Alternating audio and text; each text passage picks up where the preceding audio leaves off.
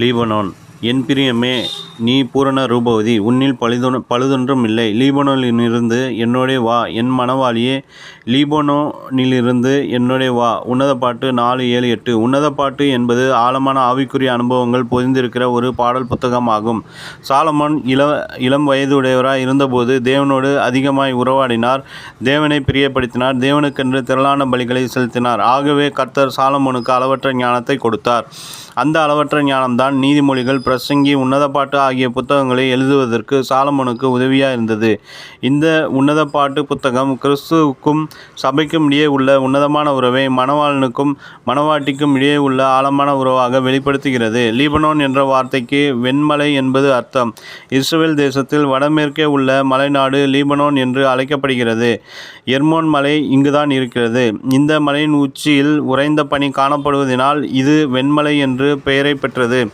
லீபனோனிலிருந்து என்னோடு வா என்று நம் ஆத்மநேசர் நம்மை அன்போடு அழைக்கிறார். வெண்மையான பரிசுத்தத்தோடு, கரைதிரையற்ற பரிசுத்தத்தோடு, மாசற்ற மணவாட்டியாக நீ என்னிடத்தில் வரவேண்டும் என்பதுதான் அந்த அழைப்பின் ரகசியம். கர்த்தருடைய வருகையிலே கர்த்தர் பரிசுத்தவான்களை தான் தம்மிடத்தில் கூட்டிச் சேர்ப்பார். கர்த்தர் சொல்லுகிறார், பலியினாலே என்னோடு உடன்படிக்கை பண்ணின என்னுடைய பரிசுத்தவான்களை என்னிடத்தில் கூட்டுங்கள். சங்கீதம் 50:5. கிறிஸ்தவ வாழ்க்கையிலே பரிசுத்தம் மிகவும் முக்கியமானது. நம்முடைய ஆத்மநேசர் பரிசுத்தராய் இருக்கிறதினாலே நாமும் பரிசுத்தராய் இருக்க வேண்டும். அப்போஸ்தலர் பேதுரு அதை குறித்து எழுதும்போது, உங்களை அழைத்தவர் பரிசுத்தராய் இருக்கிறது போல நீங்களும் உங்கள் நடவடிக்கைகள் எல்லாவற்றிலும் பரிசுத்தராய் இருங்கள். நான் பரிசுத்தர், ஆகையால் நீங்களும் பரிசுத்தராய் இருங்கள். 1 பேதுரு 1:15-16 என்று எழுதுகிறார். கிறிஸ்துவின் வருகைக்குரிய எல்லா அடையாளங்களும் இன்றைக்கு தீவிரமாய் நிறைவேறி கொண்டிருக்கின்றன.